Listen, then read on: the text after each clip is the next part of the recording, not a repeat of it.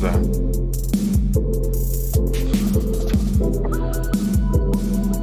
I've had like 3 liters of water already today, just to properly hydrate myself for this. Oh, that's probably because you had about 3 liters of whiskey last night. You forget, man, I was there. I was Not watching. that much. Just sniping from the sidelines. What did you do, Mikey? Same thing I do every night. Try to take over the world. Ready, boys? Ballsy. Oh, see. Sweet swat swoon. And hello, everyone, and welcome to the BIM podcast. This is the start of our so-called Thanksgiving marathon, because after this little fella over here, Mikey, is going to do a 12-hour marathon. But let's get things started. Yeah, you know what we do by now. We just sit and talk about general current affairs, politics, and give our own little layman's thing and take on it. And I'm going to introduce my co-hosts. And firstly, over this side, this little fella, Mikey Famine, say hello. Say hello. Idiot. Put yourself over, man. Come on. Hi, I'm Mikey Famine. I'm drinking a mysterious drink. Ooh, Wow. With my green screen cup. Which is the same thing I drink every night. Same thing I drink every night. Rum and Coca-Cola. And down here, over here, a man in a suit. I don't understand why he's wearing a suit. What could possibly inspire him to wear a suit right now? This is the neatest I've seen him, unless he's going on a court appearance. My man, Jatan. Hello, everybody. I'm so glad to be back. It's so good to see you all. It's fantastic. It's been a good week. I'm sitting here sipping on some Fuck you, guys. Holy shit. All right, fuckers. I'm back. I don't know what to say. I got a suit on. It's Thanksgiving. He's dressed so nice. And we are honoured to have a very special guest today. It is my friend, Ava Evans. I'm lost by the my friend bit. My friend. Yeah. Ooh, heavy. Ooh. Oh, okay. If you want to go there, some acquaintance. My accountant. Yeah. This is. I like you. Ava over here.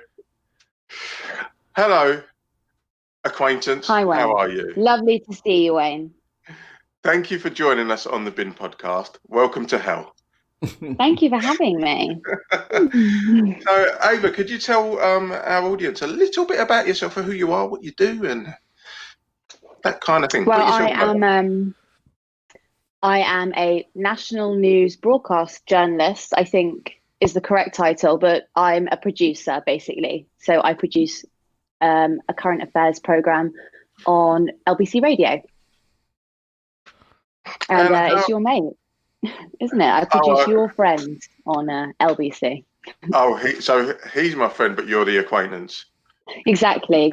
Yeah. Wow. Now you understand. Deep cuts already. And how are you, Ava? I'm very well. I've had a nap. I'm now drinking white wine, which I hate. I'm battling a mouse problem, which I hate. And that's about it, really. And now you've come on a podcast, which you hate. Exactly. I don't hate the podcast. I just hate the host. I mean, she's only just met you. I mean, that's unfair. I apologize. I'm so grateful because usually people are talking about me when they make statements like that. So I'm very grateful for having you. So we normally start our podcast with a "What are you drinking?" You've kind of given away yours already, Ava. What actually are you drinking? Is it a brand? Well, I'm actually I could actually show you the brand. So this was actually sent as a gift to the newsroom, and I took it. It's called Bread and Butter. It is a Chardonnay, which is disgusting. It smells like the sort of wine that you might have had like in a field when you were about 15, and like this is what you found in your parents' cupboard. It's kind of like that. Oh, the memories. Fuck this! I can't do this. You see, we told you he'd fold. We told you. There was no way he was going to do this for an hour. There's no way. He doesn't have it in him. He's too Viking to be put in a tie. Absolutely no chance. He's yeah. If he comes back in a kilt though, wouldn't surprise me in the slightest. That would be more normal, actually. At least he's being legit for once. But so Ava, with your role in production at LBC, what is it that you are in charge of? What do you facilitate? And you know, what goes on that we don't see, us listeners only hear, that you know you put a graft in for? Apart from dealing with naughty callers. I think it would be easier to explain the previous shows, because the current show I work on is organic. It's not like anything in news, really. So basically the main role of a producer is to pick the top, like the subjects that you're going to be covering for 3 hours, topics that will cut through to the public, which at the moment is pretty much all COVID, but it's a lot of trying to find new and interesting ways to engage listeners in a pandemic, which is actually really tough now that we're 7 months in or 8 months in. It feels like it's the same story every day, and you've got to keep trying to find new angles to it, which I think we're managing to do. Yeah, definitely. I mean, the thing is, as you say, being it's a very similar subject matter all the time that dominates the media sort of cycle. Before it was Brexit, and now it's COVID. So the fact that you find new ways into it and still maintain a good audience, or a strong audience, and improving audience all the time, at the same time coming up with unique ways of looking into it, I think that's testament to not only your production style, but the presenter. And I think to be able to do that day in, day out is testament to your talent as a producer, because I know the ego of the person that you work with can be quite Are you domineering. digging her grave now? No. I know. No, this is not what I signed up for. I'm trying to be diplomatic. Yeah, that's not wrong show, mate. I don't know what you think you've landed, but wrong fucking show. Try harder. Yeah, like what? Diplomatic? What? But so how do you find these new angles? Like what is it you look for to look at a story a different way from any other show that's just basically let's get people scared and get them to ring in? I think for me, it's about reading as much as you can throughout the week. So with other programs, I would have spent a lot of time sourcing guests and sourcing, new voices that can explain the story or tell the story better, or add to the presenter's narrative. Whereas with this, I think it's about being across every publication you can possibly be, from right from the right all the way to the left, to find new ways in. I mean, like the most helpful thing for me, I always tell, if a producer's standing in for me, I always say, read The Spectator the night before, which, as you'd know, is completely dichotomous to the to the show's style or to the show's message. But by reading something that's the antithesis of what you're going to produce, I find it actually really helps you find a new way in, a new angle. It's kind of why I hate listening to Alex Jones and people like that now, because you need to understand what the other side is preaching to their respective choir to be able to counter it with better arguments. No, totally. And it's also about style, right? So, when Jordan Peterson came out of the woods, and, a lot of the centrists or the left were appalled by it and were disgusted. Actually, it was more interesting to watch him and understand how this man has managed to how he's managed to just capture an audience that previously wasn't interested in media at all, or interested in listening to podcasts. Like, how has he done that? Yeah. It's way more beneficial to actually learn from it than it is to try and ignore it. I have a question. Go real quick. So In the UK. So right is left and left is right compared to American politics? No. Or it's the same? No, I would say that like if our spectrum was if we go from like left to right, I would say that yours was just a bit more squished in. So yours was just a bit more Compact. centrist. So like our left would not equate to your Democrat left. We'd probably be more like a centrist Tory here. Conservative would be where a Democrat is. Tories are conservative and Labour Yes. Party is Democrat? Yeah. In a sense, yeah. Yeah. The thing is, our Overton window, though similar, is still shifted more to the right than yours in the States, I would say.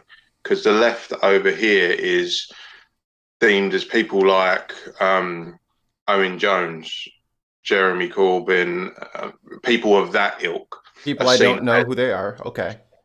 Do you know what? It would be kind of like Noam Chomsky if he started up a political party. I feel like that would be the character to explain like the Owen Joneses and the Jeremy Corbyns. Like that kind of embodies that, which is socialist to you guys, but actually here is just the left.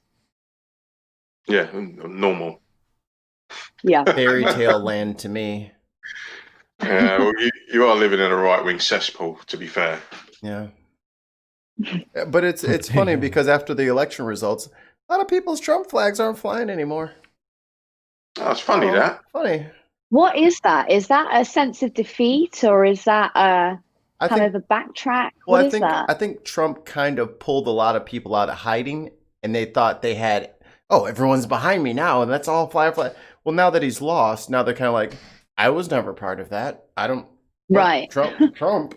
Never liked the guy. No, Trump doesn't. No, I was just voting for him for tax reasons. I didn't like anything he said. Yeah. It's like, oh, okay.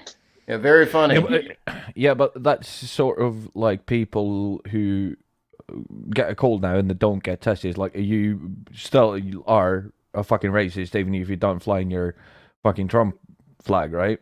And you're still fucking infected by COVID even if you don't have a positive test. Like, it's the same fucking thing. These right-wing nutterbutters that voted for Trump and believed every fucking word that he said, they're still out there, even if you can't see them, and even if they won't admit to it. They'll just lower. They'll take the flag, hang it in the garage, as opposed to hanging it on the front of the house, and we'll continue. But just because you don't business as usual, yeah. But just because you don't see it doesn't mean it's not there. And the views and opinions of these people are still there. And I think that kind of has parallels with Brexit because, I mean, Ava, I don't know how the volume is to the calls to the show with regards to like Brexit supporting people ringing in now to try and have a pop. But it seems to be now Brexit is being shown to be a bit rubbish. People are less inclined to be so vocal about it. And I've definitely noticed that just in my everyday life, just going about doing my job. So I don't know whether that's reflected in the calls that you receive to the show. I think to go back a little bit to explain it, I think it kind of goes back to this idea of sovereignty for me, which is like, we were kind of talking about this the other day privately, Wayne, which was about how British people, for some reason, well, English people have this quest for sovereignty at the moment, which I don't quite understand. And I think that before they saw that with Brexit, and now they see that with easing lockdown. So I think the same callers that we were receiving before about Brexit are now calling about, vaccinations or increasing the lockdown or wearing masks on tubes. That's interesting. So basically, the paradigm has shifted. Sorry, Mike, let me just get this out. Question. The paradigm has shifted to just being told what to do by an external entity. People are rejecting it and think that they know better. Totally. Is the tube the subway? Yes. Yeah, the underground. Okay. I'm exactly. the tube. Oh God. If you guys just spoke English, I would be able to understand you. But I don't know what this. It's like you're trying to communicate, but I just don't know what you mean. Every week we invented you. All right. Yeah. Be grateful. Yeah, come clean up your mess then. No, we leave you to it. Well done, you. Well done, you. Yeah, Thank great you. job. Come clean this up over here. Yeah, we just fly tipped you over there and left you. Yeah, you forgot the health care. You left that on the ship. You're supposed to drop that off with it.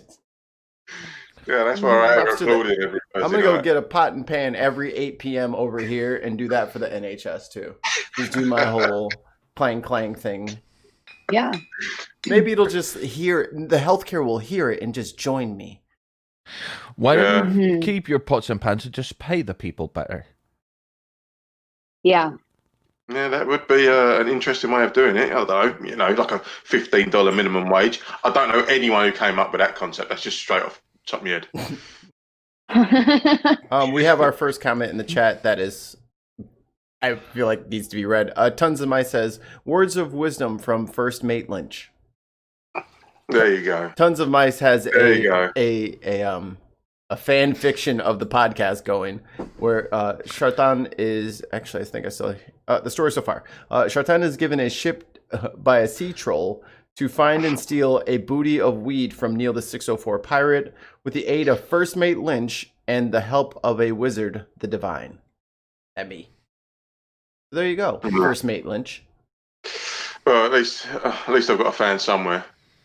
I've got two upstairs. I was about to say, not the kind to keep Oh, your that's house really cool. wholesome. Hmm. No, I've got two upstairs. He's One, got not so much. He's got two children, so his dad joke game is très magnifique. Thick. Yeah. Oh yeah. Proper Yeah. thing. I could tell my joke. I got one. Oh no. Go ahead. Go ahead. Go on, Zlatan. He has to do this every week. Because I love it. It's funny. Do you know the difference between the people of Dubai and the people of Abu Dhabi? This is for you, Ava. I'm sorry. Okay. Yeah, I'm ready. The people of Dubai don't like the Flintstones, but the people of Abu Dhabi do. Very good. Very good. He's gonna be And I'm laughing. relieved. Don't. Yeah, I'm relieved. I didn't know where it was going, whether it was going to be really sordid. I'd have to quietly Just I applaud love applaud him, pat him on the head, and send him on his way. That's the best. Yeah, thing no, to I do. liked it. I liked it. But what do you think about the new COVID regulations that we have over here? Shall Are you I fill asking everyone me? in? Yes, I am, Ava. Shall I fill everyone in on what they are at the moment? Hmm. Okay, so we've got 3 tiers in England. This is England specific because of devolution. Scotland, Wales, and Northern Ireland have their own sets of rules. But in England, we have tier 1, which is basically do what you like and just be careful. Tier 2 is you can go to the pub, but if you go to the pub, if you have a beer, you're going to have a meal with it. You can only mix it in a group of 6 outside of the home. Inside, it's hang on, Ava, you're gonna have to get me on this one. Indoors, you're not allowed to mix households. And yeah, unless they're your household, or we have this thing called a support bubble. So if you have someone who is living alone, they're allowed to join up with a mixed household.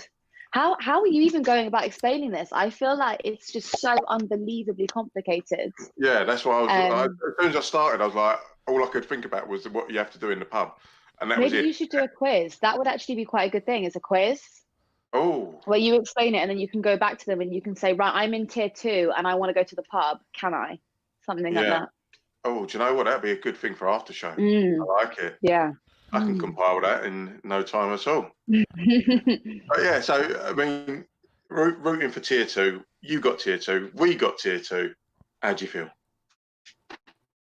Oh, I feel great. I was manifesting tier 2. That's all I've been thinking about. So basically, tier 2 is like the medium level. It means that you can still have some social interaction. If you're in tier 3, you're in lockdown. You can't see anyone. You can't do anything. I've got a holiday booked for in Oxfordshire next weekend. So I was manifesting tier 2. I needed this to happen. But Have you? I found it. Especially working and living in central. Sorry, go on. I found You it. found it. Oh yeah, Mikey. Tier 1, the Yeah. rule of 6 applies everywhere, indoors and out. Tier 2, the rule of 6 applies outdoors, but there is no household mixing anywhere indoors. Tier 3 can only meet other households in outdoor public spaces like parks where the rule of 6 applies. And the rule of 6, for context, is that you can only be in a maximum of 6 people in any one group. Very exciting. Unless you're at a wedding or a funeral.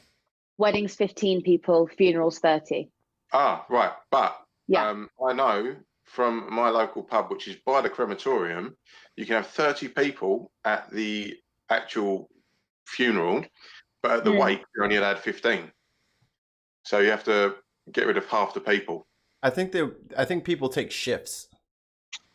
It's like, okay, here's your half an hour to come in and see the family, and then you go, and then the next half hour. Now, see, that's logical. I promise you, like the British people, they want to do this, but you can't. No, because the problem is, like my local landlady, the pub is by the crematorium, so her bread and butter is wakes, and she specifically. Oh my God, how miserable that is!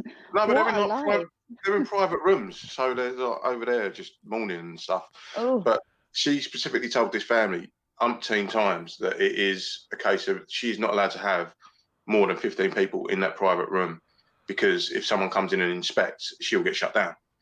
And this family turned up with 16 people, and they had to do a head count and say someone's got to come out. And in the end, I mean, but that's how brutal it is, because she's trying to stick to the rules because she doesn't want to get shut down by external powers. And she's saying, I told you, you can only have 15 people here. You've turned up with 16. I know you're having a tough time, but someone's got to come out because you're jeopardizing my business. So this one old guy came out and sat in the main pub area, and different people were coming out to sit with him to keep him company during that time. But it's like, what do you do? What do you do as a business owner? Because you can't just say, oh, this one family has got an exception because they're grieving, because every family's grieving. So the rules make no sense. I mean, I'm doing my job every day, going into different people's houses, at least 8 houses a day. Yet I couldn't go to the pub with that same person, even though I've been in the house for half an hour. It literally makes no sense. Well, and over here now, there's businesses, especially in Chicagoland, that are just saying, I'm not abiding by any of this stuff. I'm not limiting my customer count. I'm not doing any of that stuff. I'm not closing. You can't tell me what to do. Yeah, we've got that here a little bit now. Yeah. So now businesses are starting to like try to call the bluff of the government, because they're just like, yo, $1,500 fine a pop, each person in here over what it is. It's $1,500. So after you get 10 people in there and you just had to shell out 15 grand, maybe that'll learn you. But they're just like, do it then. And of course, no one's really enforcing it here. And that's kind of the thing that's the most frustrating about all of this. So like for me, I work retail, so I have to have my mask on all day. It's annoying. It's hot. You can't have garlic for lunch because then you got your own garlic breath going back into it's the worst. But it sucks, and it's sucked for 7 or 8 months now. And then you get Nancy and Ken strolling through the store, and they got no mask on. It's just like, well, look at this one. So then it's like, I think you find that's Karen and Ken. There you go. Then I'm not allowed to confront these customers, because in Chicago, guy confronted some customers not wearing masks and got stabbed 27 times. Wow. Seems reasonable. Yeah. So it's like, oh, for your safety, don't say anything to them. It's like, but also for my safety, they need to not be in here without a mask on. Yeah. The other thing it's kind of created is, like, when I'm driving through London, I'm constantly looking at the buses. I'm like, oh, that person ain't got a mask on, and they haven't got the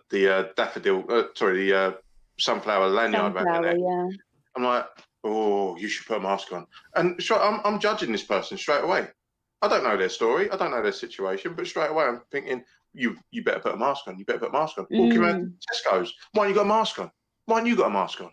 I'm wearing this. I find it physically repulsive now if I'm on the tube and someone's not got a mask on. All I can think of is just like, oh my God, all your spit and germs are just like, inhabiting the air. It was just disgusting. But then Cool. it's super strange because growing up, I never thought that about anybody not wearing a mask. But after 7 months of this, if I see anyone out in public without a mask, I'm just like, ew. Like that's the first thing that comes to my mouth is like, ew.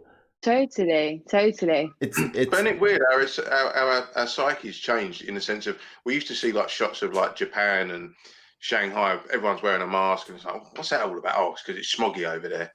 And it weren't. It was because they was like just being hygienic. And we're over here, again, with our English exceptionalism. We shouldn't have to wear masks.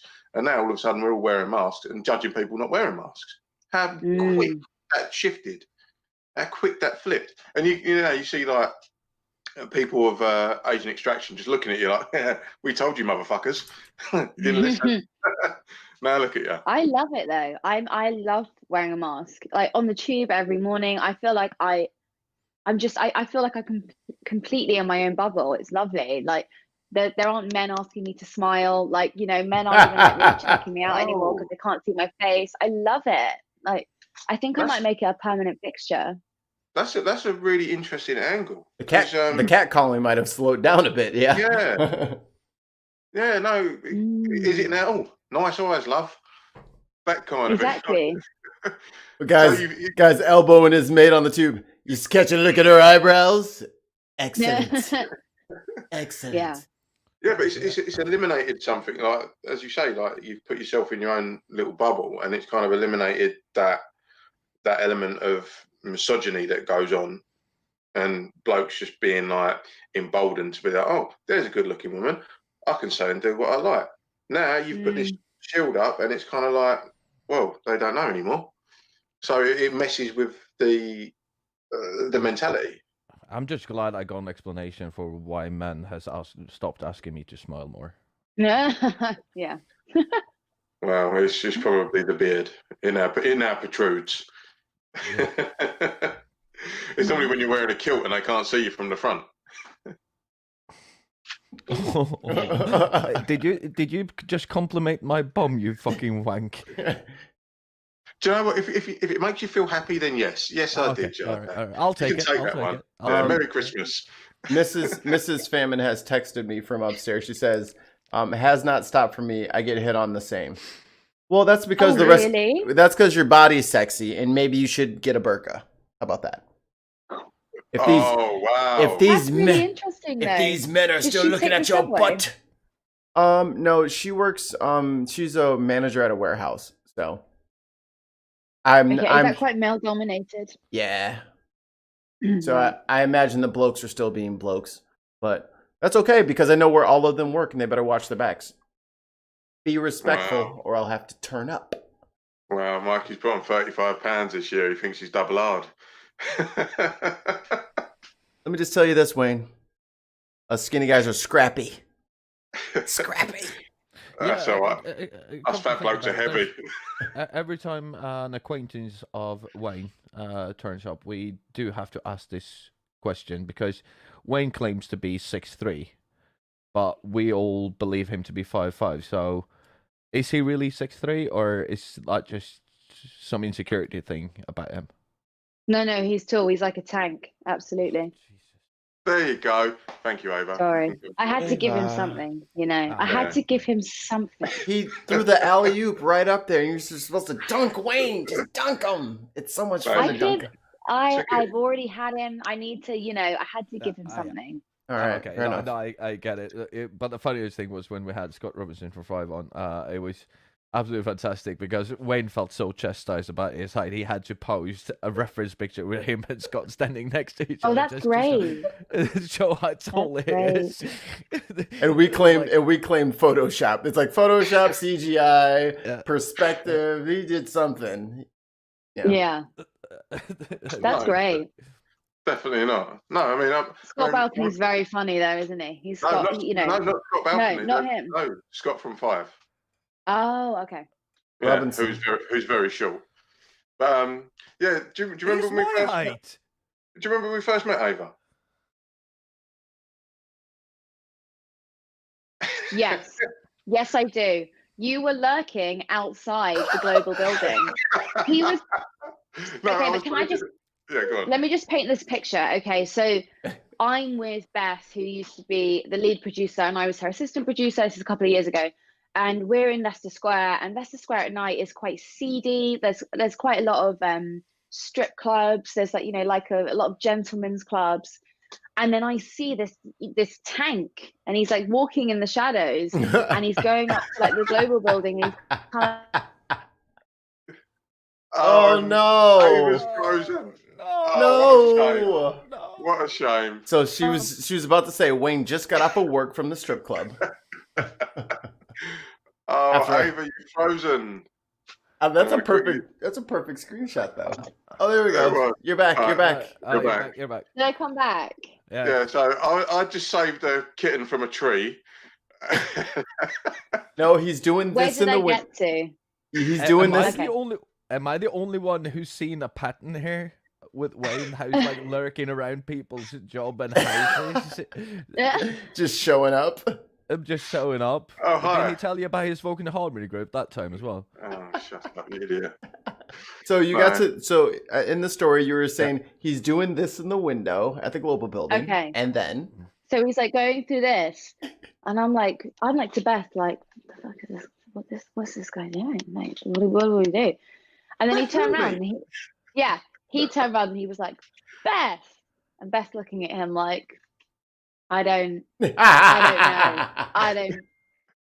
And he's like, it's Wayne from Basildon. I call you, I call the station 5 times a day. And we're both like, oh, hi. Hi, Yeah. I get the keys. And that's how we met. That's not quite how I remember it, Ava. Yeah, but Was he calling the station to promote his vocal harmony group? This is well past that stage of my life. I would let. Do you actually have a vocal harmony group? Tell her Wayne. No. Right. Oh, God. Right. See, this is what happens when I have people I know on here. These fuckers just ambush me. Right.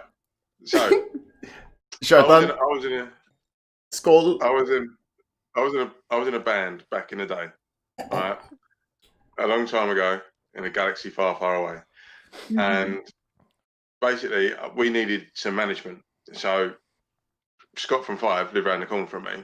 So I thought I'll just go and see if he'd manage us. I literally just went round and knocked on his door and said, hello, this is me, this is our group. Would you like to manage us? And he said, well, I can't right now because I've got other stuff going on. But we just became pals through just talking and interacting and trying to see how we could get our band somewhere. And then the band fell apart and me and Scott stayed friends.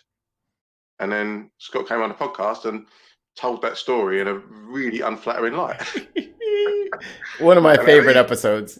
And now these two feckers love to bring up my vocal harmony group anytime they can. We're just promoting you. We're your managers now. And we're just promoting the group. We're trying to get some buzz going, testing the waters. We've got different focus groups that we're trying to just, what you have bring to your understand, message. Do you sing on the job? Like if you turn up at someone's house, do you sing on the job? Or... No. Can you be found in the bathroom like whittling away and just carrying a tune or just looking through windows or? I'm sitting there looking at their loft insulation with my guitar, just strumming a few chords, nice little melody. He's just got it hanging off his back. He's got his N95 mask. He's got his acoustic slung around his back, just like, yeah, that foam's no good for you. Yeah. What you need to understand, Ava, is that everyone on this podcast, except from myself, of course, has got some dirty secret. Wayne's got his local harmony group. Shut up. Mikey runs Shut up. gay black porn site. Not true. Not true. Yes, he does. And Jartan partakes in bestiality, but whatever. I don't. There is no proof of that. There's no proof of that. That's Mikey, get that video up. That's a teacup fallacy, but go ahead. This is just slander. Well, if you're going to try and throw me under the bus, I'm right here. I'm going there. I'm going down swinging. It's gonna have to be a big bus. Yeah, this might be a good Oh time my to, God. You see, Ava, every week I turn up for this every week. Fucking hell. You're fine. Anyway, getting back to Go the for subject it. matter at Go hand. for it. Do Um, it. Do it. Ava, have you noticed a marked change in the amount of people that are coming into London? Because I have definitely. It seems like nothing's changed now. Everything seems to be back to normal. But I don't look in proper central London like you do. So In central London, it is completely desolate. I mean, absolutely really, empty. Totally. It's a ghost town. You can walk through Piccadilly. really.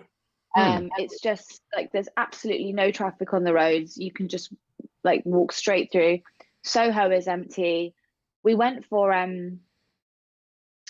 I went and got a pint yesterday in Soho from the Lyric as a takeaway pint. And there was nothing enjoyable about it at all. The streets were completely empty. The pub was dark. It was like a very militant exchange, if that makes sense. It was almost like doing some sort of deal. Yeah. It was just Here's your point there. Do one. it was just horrid. Like the whole life and soul of London is left completely. Really? And then I come back up to East London where I live, and it's manic, which is crazy. Yeah, because I was driving down Lea Bridge Road, which I hate Lea Bridge Road with a Yeah, it's passion. not far from me. Well, I was driving down. I don't know if you know. There's a supplement shop that has remained open throughout the entire thing, and I think, how are you essential? All the gyms are shut, so why are people buying gym supplements? I'm working out know if at you know. home, brother. I gotta get big. At home, I've been lifting tires, brother, to get strong during this lockdown. That's not a bad. It's Randy. all genetics right here. It's all genetics. Yeah. Wow. And the lack of mixing. I was gonna say you stepped out of the shallow end of the gene pool. Jesus. Washed up on the genetic shores. Yeah. Jesus But Christ. I was thinking, how is this guy open, like just this supplement shop? And I don't know if you noticed the one where he's got like a big Incredible Hulk figurine that stands out the front. Oh, yeah, Just brother. I crossroads. love the Incredible Hulk. And then Mhm. I started having a little look around, and I was looking at all these other shops that were open, and I was trying to figure out how do you justify that you're essential?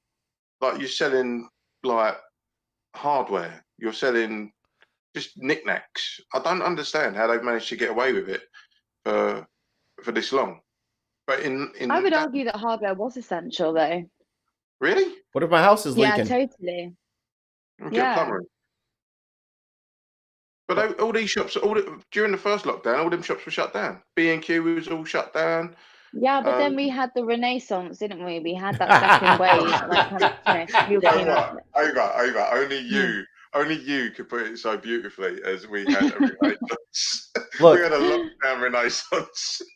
Wayne, after 2 months, there was a great enlightenment in which people said, I don't care about other people and I want them to get sick as long as I can go out to the pub and as long as I can go get my hardware and as long as I can get my supplements, as long as I can get my hair cut and my nails done. Okay? Look, someone's going to have to die. People stepped out of the caves, they rubbed their eyes and they looked around. It was magical. They could buy a bag of sharp sand. Sharp sand. What? What is sharp Yeah. sand? What is that? Don't ask a Do you not question know you what- don't want the answer to. Do you not know what sharp sand is? What is that? Nope. We don't call it that here. What is it? What is it? Oh. Building sand. They call it sharp sand? Yeah, you've got all different types of sand. Jesus, how do you get through life? Well, I don't have to trudge through buckets of sand, I guess. I don't know. Sharp sand and cement is how you build houses. Then you've got things like ballast, which is how you lay foundation. Type 1 hardcore. Jesus Christ. I'm just saying, if we're in the middle of a pandemic and I already have a house, I'm not building a house. Like, why the hell would I need sharp sand?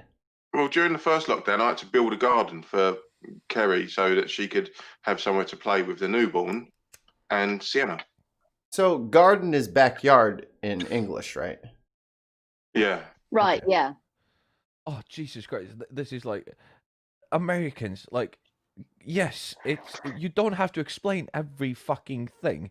Backyard. Is it because you need to know that your yard is on the back of your house? You need an explanation for that. Are you insane? It's just a good word Di- for it. You can't You know even what? In call it defense horse of riding. You Mikey, have to though, call it horseback riding, just so you know which part of the horse to get on. Jesus Christ.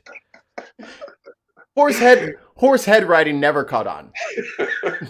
No, it really didn't over there, but we still call it horse riding. You had to call horseback riding, just so you know which part of the horse to fucking sit Now on. you take that goddamn twang out of your voice when you're speaking on Americans. Just because you spent several summers down here in our hottest and stickiest parts doesn't mean you get to come on from Sweden and talk all your gobbledygook about our Still horses. Norwegian. I'm still Norwegian, please. No, Speaking of Sweden, Jartan, what is actually going on in Sweden? Because before the show, you did actually state that there's a bit of a clusterfuck going on in your part of the world. But I feel like I'm kind of stepping on Ava a little bit, and we have to do something important first, which is we need to read our Patreons, and we didn't agree on who's going to do that. So Wayne. I can't do it. Oh, you can't do it. All right, I'll do it then. Ba-ba-da-ba-dum. It's called Swish Schwa Swoon. Yeah. So now I Ava, have to- Ava, just is a little bit about how the sausage is made here.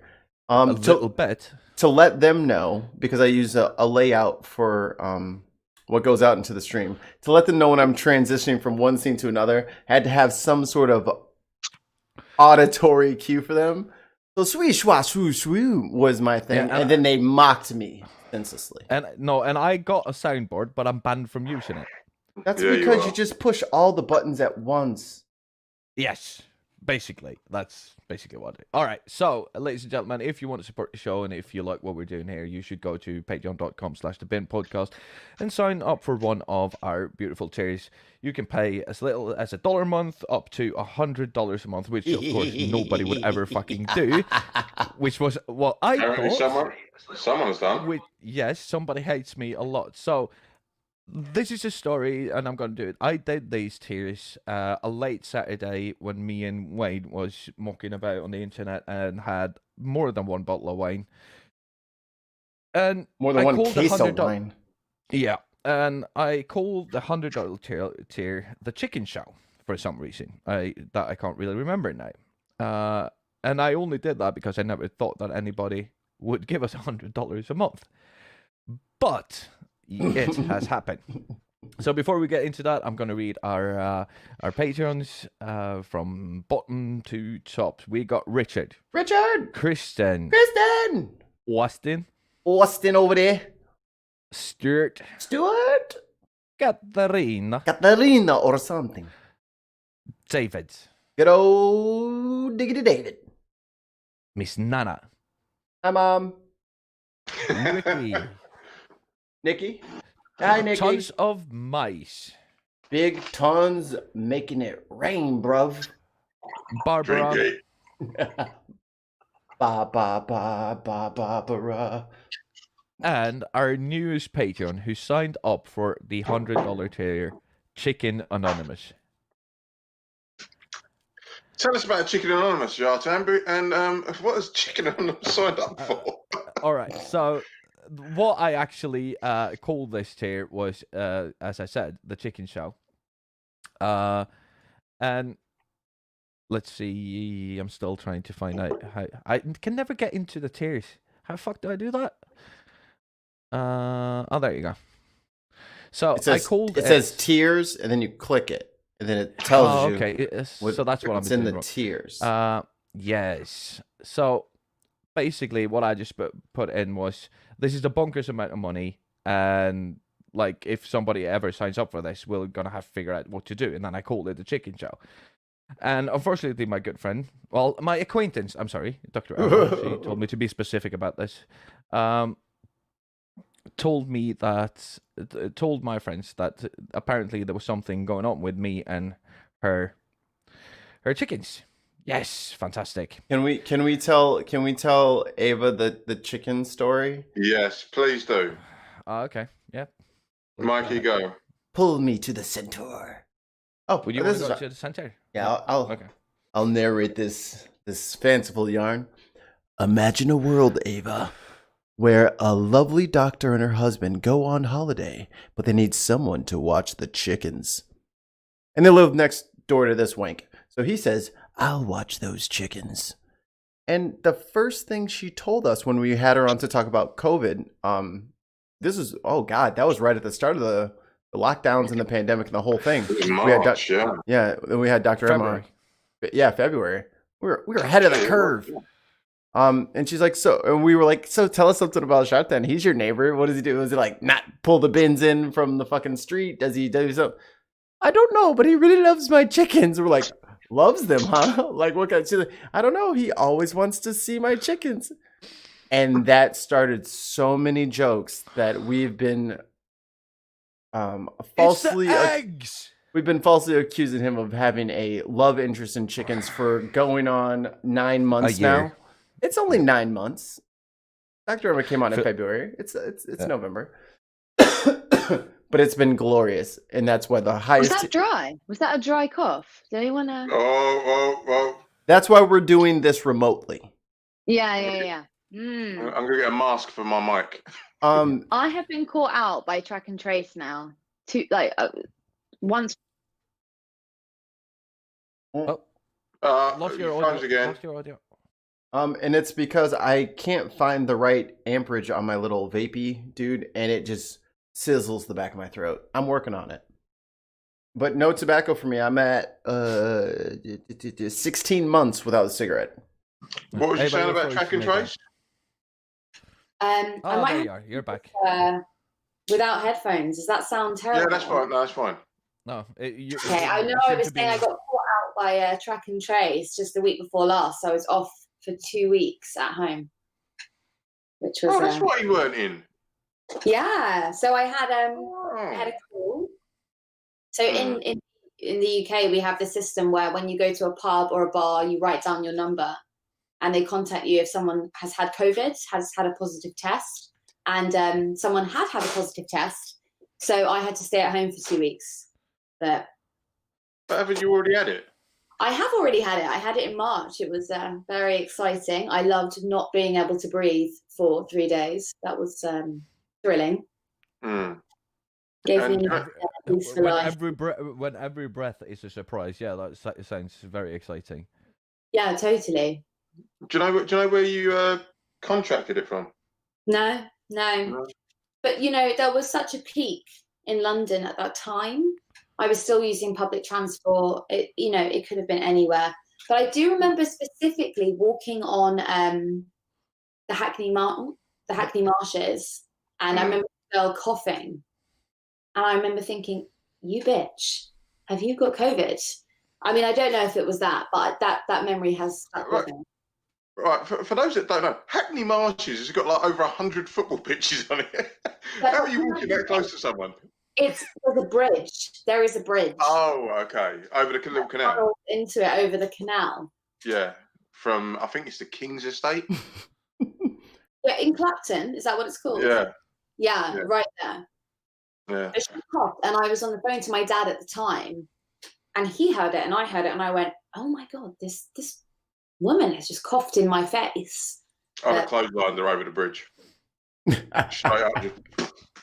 Yeah, but if like a Royal Rumble. The worst thing you could do is probably, hook, line, and sinker. It would be a bit much, wouldn't it? That would be more contact.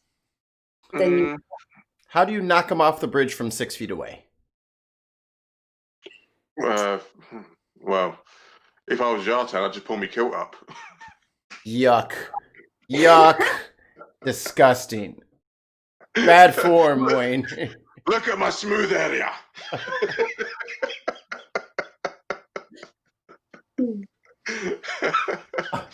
Yeah. I tried to help you, Shartan. I don't know. I would say he's punching below the belt, but see. Oh, really? Oh. I was on your side, and then the joke came. I'm sorry. I was trying. I should never have taken my suit off. No, you should never put it on, mate. Jesus Christ. We have some comments from the chat that I've been putting in our private chat, but Shartan has failed to read because he forgot he is me today. Yeah. Back for you looking into the shops, Wayne. Tons of Mice says Wayne was buying lifts at the shoe store. It's good. Yeah. Cool. Again, I'm 6 foot. I'm 6'3", not 5'5". Sure you are. Just because you pay. How much did you pay Ava to say that? That's again? what I'm saying. I think Ava's been compromised. Like, I think he's been lurking around her neighborhood. He's like, You're gonna tell him I'm 6'3", yeah? And if you don't... Yeah, she came out of this bar in Soho carrying her pint the other day, and there was like the short man standing over there going like, Can you take this from me? Yeah. It's too heavy. I saw this 8-foot man on stilts, but then I realized it was just a 5'5" man. But I was just sitting there thinking, yeah, Ava, I don't think we've got a picture of me and you together, so I was about to send that to him, but I don't think we've got one. But I'm very tall, so I don't know if that would help your case, because I don't think there's not. No, you are tall. You are tall. Yeah, not a lot of women are as tall as me. So in proportion, it could look that I was just a 5'4". Well, you're 5'8", ain't you? I'm 5'10", Wayne. Sorry. Watch your mouth, Sorry. Wayne. Yeah. Sorry. Be Yeah. respectful, Wayne. I deal with a lot of tall women in my life. Jesus Christ. And also But from Wayne. Google, and also from Google Eats, Mr. Shatan, your order of 1 case of pink tutus has shipped.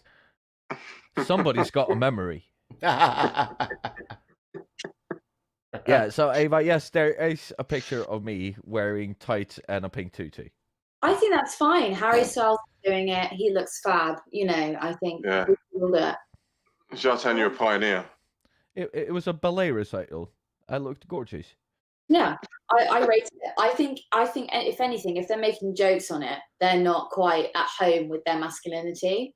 So I'm with you. Oh, just dunk on him with us. Don't try to unpaint him from this corner. Oh, yes, I'm like. To be fair, I wore a pink shirt last week on the show, so whatever. What's wrong with a pink shirt? No, What's wrong with? Hold on, You're worried about a pink shirt. pink shirts are fine. I think pink shirts are fine. To quote Jude Law in that really bad Alfie remake, if you ooze masculinity, you have no need to fear pink. There you go. But tutus though, That's fine. I think it's not the pink tutu. I think the fact that you're wearing a tutu with I haven't got a problem with it. Go on then, go get it. I don't think Sienna's one would fit me. Maybe around your wrist. Oh, There he is. Yeah. There he is. Is he a little butterfly wings there as well? This is small wing. You need bigger wings, bruv. I like that. Yeah. They ain't gonna get you off the ground. Like, no, but seriously, like, you should have seen the lady at the store when I tried to get the pantyhose. She was like, what size? And I was like, I don't know, like, whatever fits me. And she's like, what? What pantyhose? Oh, tights. Yeah. Okay, sorry. A little. But tights, Fine. but tights are something different here, though. Are they? I think. Yes, they are. But you got everything wrong. I mean, I'm just saying. There's like what? How many people in the UK? 30 million. 65 million.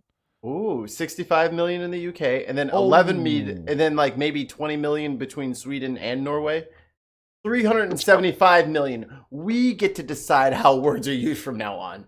Okay, you've lost the fight. You should have had more farmland and more people. Now we get to call everything.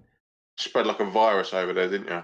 Again, dump their trash. And who is patient zero? Wayne, who is that, huh? You did this. I blame you for Trump, Wayne. This is your fault. No, but come on, like, you can't claim superiority just on sheer numbers. It doesn't work like that.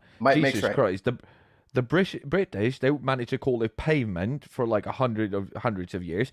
You had to call it sidewalks just so you know that you're supposed to walk on the side of the road. It's like America's just wearing outside. It's like, oh, the pavement, book, and then you got hit by a car, and it was like, no, we can't call it pavement anymore because people keep walking in the middle of the street, so we have to call it sidewalk, so you know that you're supposed to walk on the side of the road. Being clear is not a crime, okay? It's a badge of honor. That's faultless logic. While we're here, can we address that an American does not understand that London is not the UK? Yeah. Like, you No, know, if I don't know that. you're from London and that's interchangeable. There's nowhere else, you know. So London is in England, but England is in the UK. Yeah. Yeah. So why isn't London in the UK?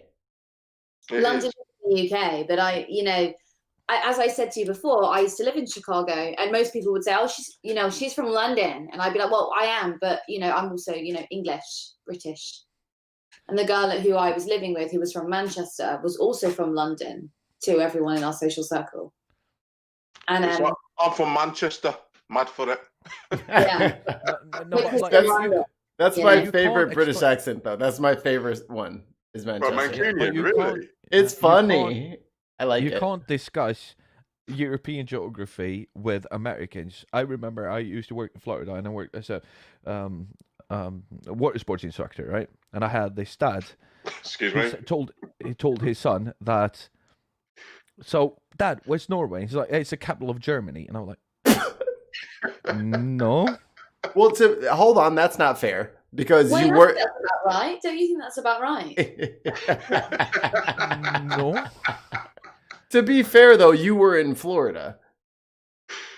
Yes, Yeah. but and when I tried to correct him, said like, no, it's a country up north. It's like we're an independent country. He got really mad at me and started yelling at me for correcting him in front of his son. And but I'm with Mikey. You was in Florida when he high-fived. Were there any gaps between his fingers? And I'm just saying, like, Florida is like America's Australia. Like, yeah, we know who they are and we kind of respect them, but it's like they're a little bit different down there in Florida. They're a little bit different down there in Australia. Yeah, Australia's definitely weird. And they got I don't know how many times they like. So you're from Norway. Do you know Anders? And I'm like, no, I don't know all 5 million Norwegians. What, Anders Behring Breivik? It's a pretty common fucking name, dude. Mm-hmm. You might have. There are it's like You might have. 200,000 Norwegians. You might have known them. Wow. What a coincidence that would have been, huh? That would have been great if you actually did know who they were talking about. I had the same thing. I was living in upstate New York just when I finished college, just when I finished doing my A-levels. So I was like 18. And I was like in this tiny little bakery, and he was like, "Oh my God, do you know my friend? He lives in Frankfurt." I was like, "No, I no. It's no." You almost got me. Your American is fucking perfect. I love it. It's kind of like, I think it's just from watching a lot of Bring It On. That's a Bring great. It On? That's a great.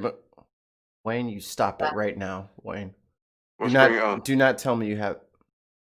But we missed something, and I'm sorry because I'm not used to doing the Patreon. But Wayne, something happened with our $100 tier. Oh, Patreon yeah, didn't it? What was that, Jartan? Pray tell. So I'm gripped. I'm on the edge of my seat. Yes. So Wayne Lynch of the Ben podcast is now a proud member of the Poultry Club of Great Britain. Have you gotten a parcel yet? Because apparently there's a cap, a T-shirt, and a pin for you on its way to your house. You what now? Yes. Apparently, when you become a member of the Poultry Club of Great Britain, you get a cap, a T-shirt, and a pin. And of course, the weekly newsletter, which of course would be What? Get a job. You got too much time on your hands. No. You have to because Chicken Anonymous has said that if you have an interview with any member of the Poultry Club of Great Britain, she or he will extend their patronage for the $100 tier for 6 months. Does the Bin podcast have a QAnon? Only reason I think it's a she is because she thought that Brenna was punished enough just by hanging out with us once a week. So, a couple of things from the chat. Jason Brooks. Hello, Jason. As an American, I completely disown Florida, saw it off, and swap it out with Cuba. I'm with that. Yeah, I'd agree with that. Big fan. I'd love for Cuba to join the U.S. Well, I think that was the plan, wasn't it? That that didn't quite go to the. No, there was that missile crisis, and then there's a. Damn that Kennedy. What happened to him anyway? My favorite, the Bay of Pigs, is my favorite thing ever. Which was, yeah. More than Pixar films? I think I love that whole period of time during the 60s where you guys really wanted Cuba as a protectorate and you just couldn't quite manage it. Is fantastic to me. Go ahead. Go on, Mikey. Sorry. I will admit a bit of a blind spot because when it comes to America in the 1960s, I was worried about other things. There was so much going on all at the same time, and we were doing other things on my side of the tracks.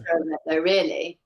I'm sorry? I think Cuba was kind of at the center of it, really. I mean, when you had missiles planted on there pointing right at you, that was really embarrassing. Yeah, and that's also where the original 9/11 conspiracy theory came from.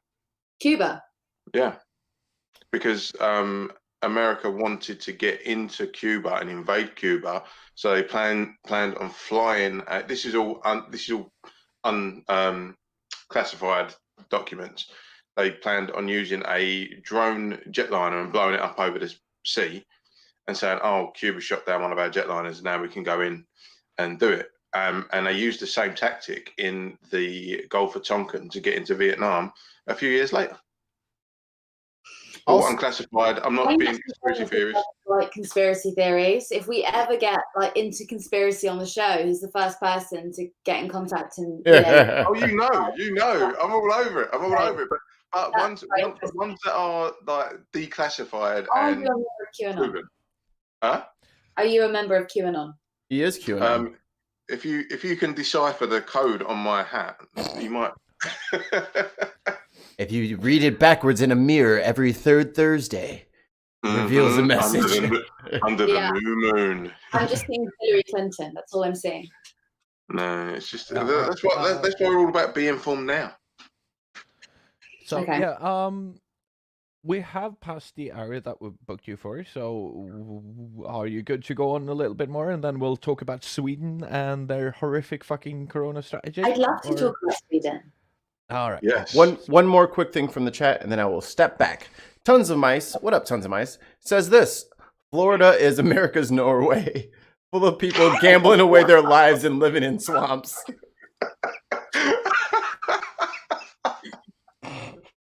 Yeah, and again, of course, this person has to be American because there are no fucking swamps in Norway. We got fucking permafrost, you daft bastard. And ice giants. They got ice Jesus swamps Christ. up there. Nobody fucking watch Game of Thrones. That is year around. It's like winter is coming. Like I had an hour and a half of fucking sunlight today. An hour and a half.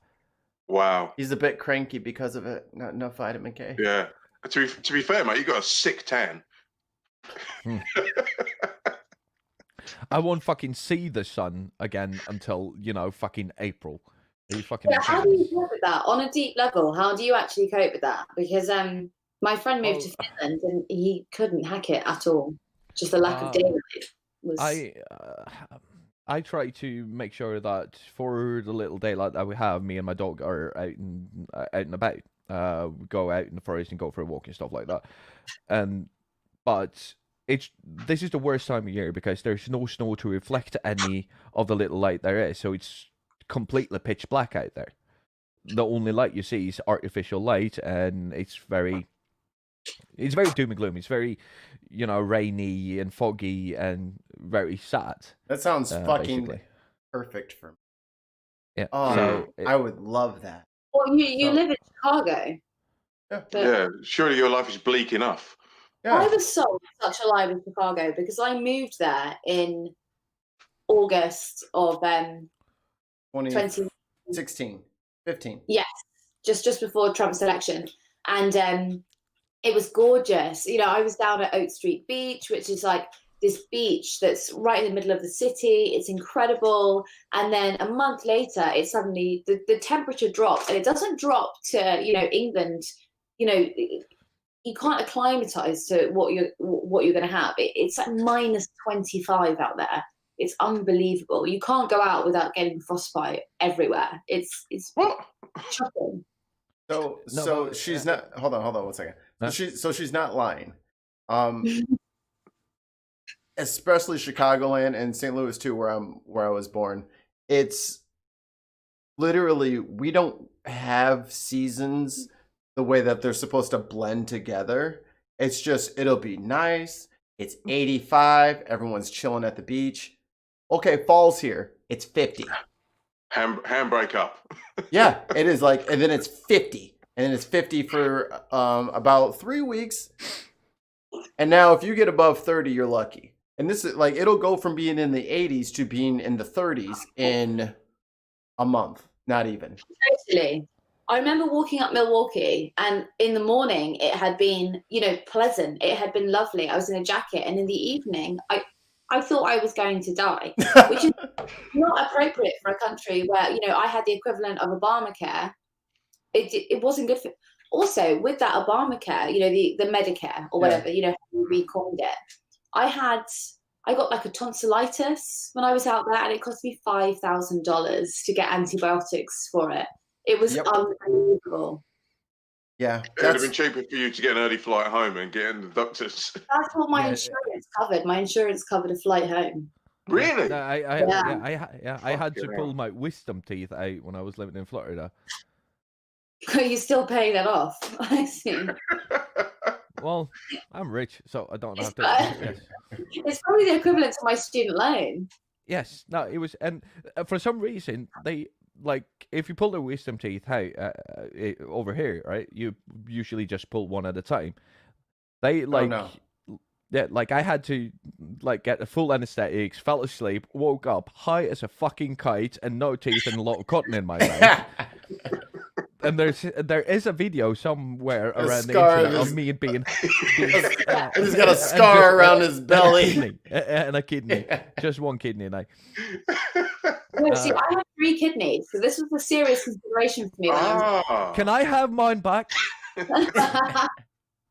Serious consideration. That it was unbelievable. It was like $20,000 they paid for a kidney. Yeah, it was insane, and like you know, you had to pay for every step. You know, like the X-rays, the anesthetics, the after pills, the actual procedure, everything. The anesthesiologist and the doctor. Yes. Those are 2 separate bills. Yeah, and so when you look at the bill and you go like, what are all these things and all these people that I have to pay? And I thought I had good coverage, but. No, it was still after. That's why they knock you out, and then they have a whole marching band full of doctors march into the room and touch you once, and then they can put them on the tab too. Yeah. It's like I didn't even see this person. It's like, oh, well, you were out cold, so of course you didn't see it. That's not fair. After I broke my head open outside and had to go to A&E. That explains a whole lot. Thank you for explaining. It was Scott's fault. He got me drunk. And I fell down the stairs outside my house. Scott does no wrong. Rescind your statement. Shut the fuck up. Stop blowing smoke up his ass. But I've got one of my friends to go on his insurance policy and in America. And shout out to Stevie Bradley. I think we already established you have friends, no friends, you have acquaintances. But let's... Yeah, carry on. Okay, all right. And he went on his insurance thing. And he said that what happened to me...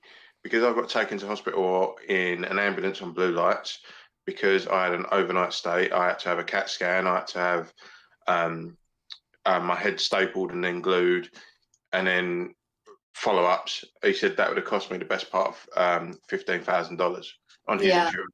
Easy. That was me. I didn't pay $5,000 for my thing. I had a copay, but still, that was the actual cost. And you think... Those antibiotics cost nothing to make at all. $4 for a whole bottle of them. But they'll charge you $100, right? So it was like, you know, I'm not particularly patriotic. But I did feel a bit national, like, you know, I felt a bit of nationalism when we were talking the other day. We have these daily briefings over here, kind of like what you do with Trump, except they actually Show provide up. some information. Makes sense. Yeah, basically, Don't like lie. the vaccine that AstraZeneca have created at Oxford, they're going to sell at cost price, which is just insane, considering Mhm. they're going to sell it for £25 per shot, which is and so we're going to sell it for about £4 equivalent, which is incredible. And this guy from Oxford was saying, like, you know, you shouldn't be profiteering out of a pandemic. We'll sell it for cost price to any nation that needs it. You think that's just mad? Sorry, has Hang on, AstraZeneca also come up with a vaccine? that sounds principled. It's in conjunction with Oxford University. All right, because so now we got Pfizer, Moderna, and AstraZeneca coming up with. Yeah. Yeah, mate. Have you not heard about the AstraZeneca one? No. This is news for me. I've been drunk for 3 days. What the fuck? The AstraZeneca one's actually really something. It's 70% effective at warding off the virus. So it's gone to is it the FDA we have here, or is that the American version? Yeah, so you're at the FDA is American. Yeah, so you're at tier 3. Going to be approved now, but 70% is huge. So it's but Pfizer and Moderna, they were at 90 to 95%. so that's two different things. So Yeah, but the Pfizer one is pretty much undeliverable to a lot of the world because it has to be stored. Is it 70 minus 70? yeah. Yes, and then you have the Moderna that doesn't have that problem, but it's ridiculously expensive to actually produce. Yeah, so then our one comes along and says, we'll sell it at cost. It's not the 70% effective. It means it's got 70% in trials showing that you become immune and you therefore don't carry the virus at all. Yeah, so it's is actually that tier 2 trials? Yeah, and it's a live it's a live vaccine, but it doesn't have the ability to replicate. So it's taken the spike from the virus, use that, and then that goes into the bloodstream, triggers the immune response, but it doesn't trigger the replication, from what I remember of reporting. I'm no virologist. program, Wayne. But what tier of trials? I'm listening to Radio 4. What tier of trials are they in? Disrespectful. I'm joking, of course I was listening. What was that? Yeah, what tier of trials are they in? Third, I believe. Going to approval now. So they're expediting the approval. Yeah.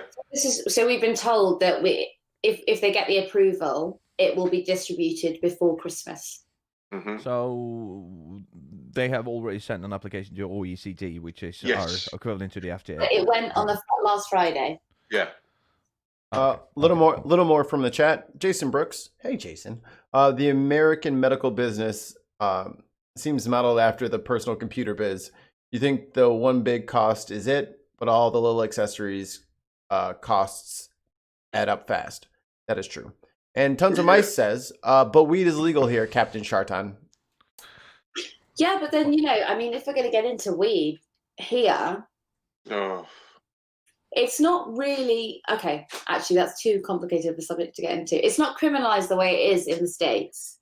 Yeah, our war on drugs has been the bane of so many people's existence. Like, it's so nonsensical for putting people in jail for the rest of their lives for selling a plant that makes people giggle is just one of the most ridiculous things I've ever seen.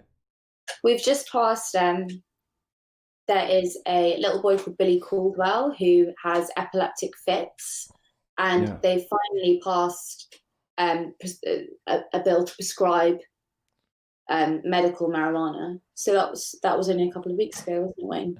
Yeah. You can you can't do it if you've got pain from cancer, or but you can if it's. The thing is, I think the CBD oil lobby is going to be too big to stop any kind of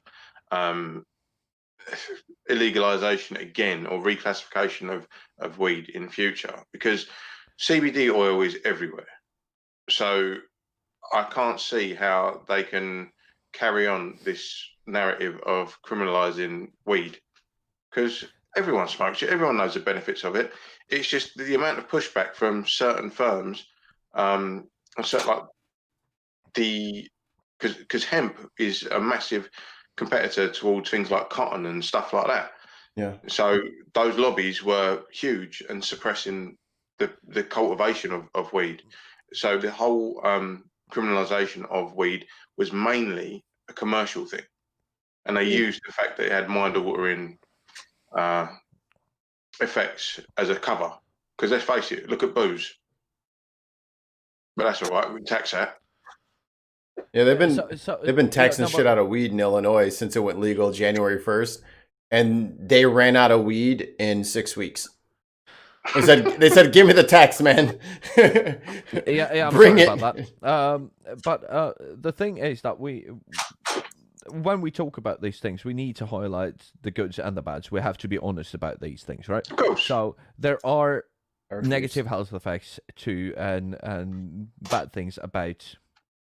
Of course, I'll put you in a waiting room, and Ava is going to be back. Need to take care of some business. There are negative effects to weed. I used to work in a psychiatric clinic. We've seen an increase of people who use these recreational drugs. There is a heightened risk of psychosis and all of that. But we have to also look at the negative health effects of, say, alcohol, which is legal, yes? Liver failure, Cirrhosis, hardening of pretemporal vortex, all of these things that go with an overuse. So if we legalize it, it needs to be highly regulated.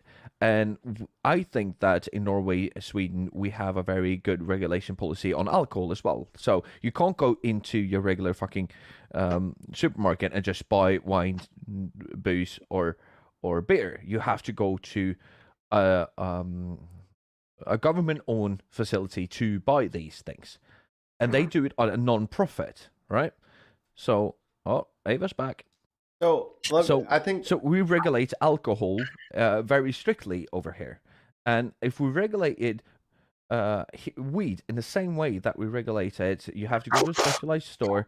You can't go in there drunk. If you go in drunk and try to buy beer or wine, you will get denied. Yeah. And it's on a non-profit level, so the state has a monopoly on selling alcohol over here. It's a state-run business. It's not private. It doesn't have any. They're not trying to capitalize on it, but they have to sell alcohol because we know what happened under Prohibition. We need to have it, but we can regulate, and we have the specialized store owned by the government that does this. And if we do the same thing with weed, I think you've lost me a minute there, mate. So are you telling me that the state in Sweden and Norway sells booze? Yes.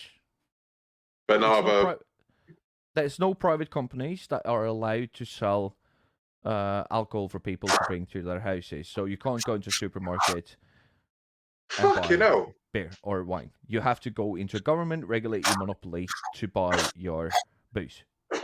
That's news to me. That's mad. So I think the one thing that's kind of bugging me about the whole thing is, I think the government should clear companies who want to make alcohol, like make sure it's not 100% alcohol where people take 2 shots of it, they feel really good, and then they can't fucking see in the morning. Like, as long as they're putting out something that isn't like immediately hazardous to the person, like, of course, overuse of alcohol over extended periods of time, you are going to have like the cirrhosis on the liver and all these other issues from extended use. But as long as it's not gasoline, like, you can't sell gasoline as a drink, like, you know what I'm saying? As long as it's safe for consumption, then the government should butt out after that. Like that, like we can't, like you can't get fucking 200. You can't get like fucking 100. You can't get like 150 proof liquor. Because that's not No, safe for people to do. Like, there's no Dude, yeah, but what I'm relaxed saying, setting where 150 proof shit is where, like, that's moonshine shit. Like, and that's why moonshine is illegal, is because you drink moonshine for about a month and you're gonna go blind. You're gonna fuck up all the capillaries in your eyes. You're gonna fucking be done for. Like, it's just not good for people. I have been totally fine, so. yeah, I don't know what you're talking about. I can see you just fine. Ava, I'm gonna get Scott Balcony to do you a T-shirt saying I drank moonshine and I survived. No, but what I'm saying But is, like, was it while you were? Hold on. Was it while you were here, Ava? No, I was 21, so it was fine. No, I'm saying while you were in the States, did you have it? No, I make moonshine here. Oh. None of that, Hello, Ava, we need hello, to talk later. police. Hello, police. Yeah, We she can has do that. moonshine and she's not sharing. We're right within our rights to make cider. It's fine. No, he's just calling the police did you- so they can pick some up for him. Yeah, can y'all deliver this to That's me? how in highly Chicago? connected Mike is. Ava, did you get a chance to have a go of Chris Moyle's cider that he brought into the studio the other week? Yes. Was it any good? No, he told me about it, and then I didn't because obviously I'm on a 10. Oh, No, really? They're always drinking on his show, and they're on the I think with our team is quite chilled. I think it's really really hard, obviously, when you're on air. And I think Fridays at 12:30, if you want to open a bottle of prosecco, that's fine with me. Like but and we're big drinkers after the show. It's quite a fun team. Well, if I'm done early enough tomorrow, I'm coming to the studio. I just want to address what Mikey said earlier, is because what Mikey did there was a false equivalency. It's not like companies that make booze or beer or wine are not allowed to sell this to the government. It's just that it's regulated out to the customer to make sure that it's distributed in a non-profit way. So the state doesn't make any money; they lose money by running this, right? And they have to carry. If I can order it off the internet, because the EU can order anything on the fucking internet, right? But except for Wayne and Ava. Fuck you. Too soon, man. We have got like 32 more days of this. Yeah. And if I can get a hold of it, if I can order it off the internet and get it to my house, they by law have to be able to stock it in their stores, right? For the same price. So it's a system that works, and it's a system that has actually shown that alcohol consumption has gone down. So by regulating weed in the same way that we do alcohol, I think that we could have a working system.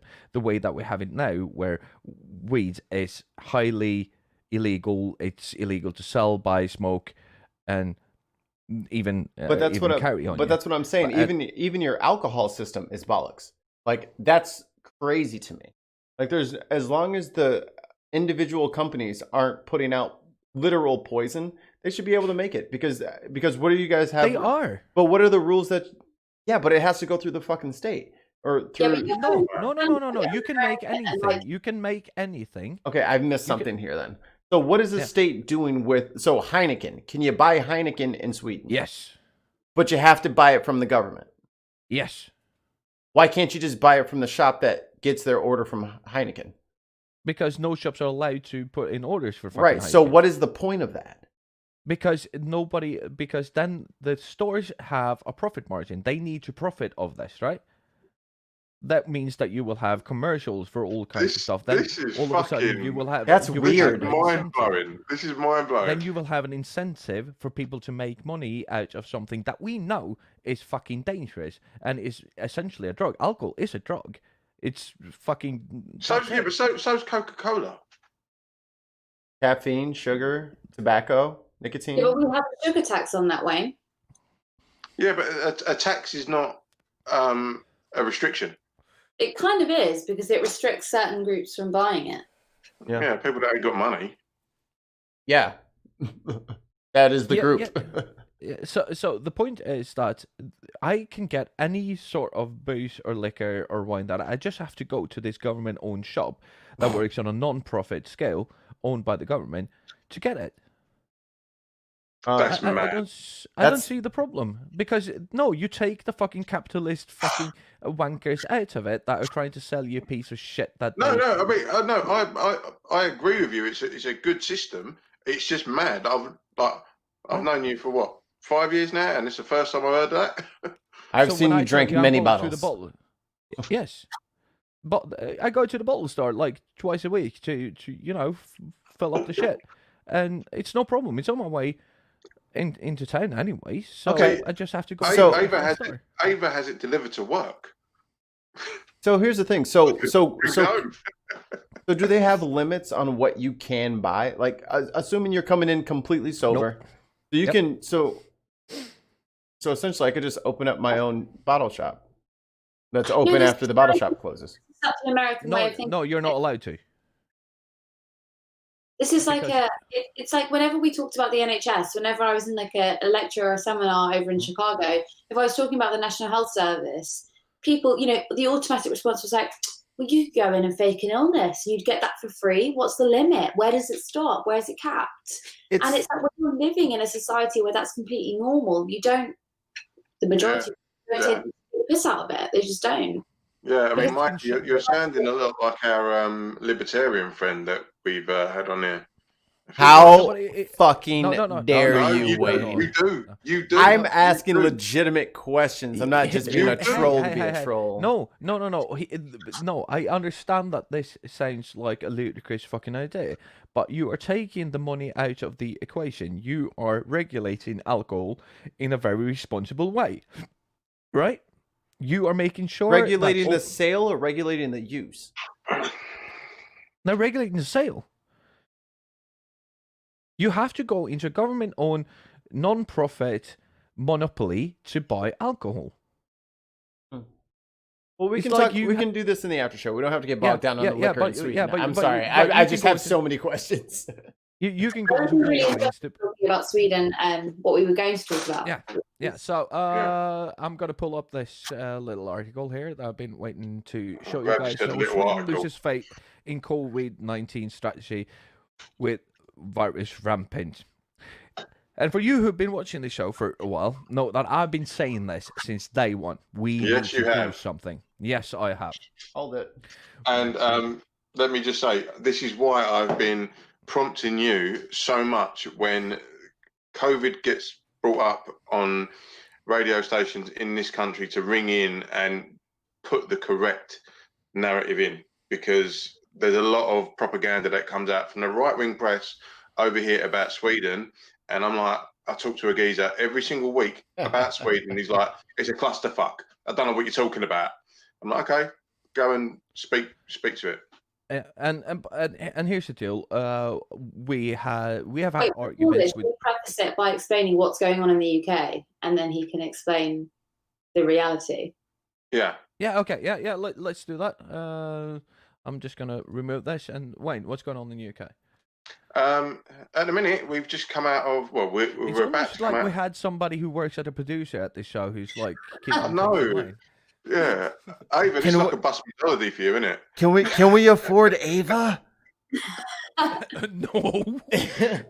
What you have to do, what you have to do is afford Ava is turn your cans up so loud that it bleeds into the mic, and you can hear her telling who's coming up with the news next. That is outrageous. It's fucking true. You be nice to our guest, Wayne, or I swear to God. I will call Scott. So basically, in the UK, there was this, like halfway through when we were coming out of the first lockdown, suddenly this Sweden diatribe sort of flooded the market, where we were being told by our right-wing newspapers, places like the Telegraph and the Spectator, which are typically conservative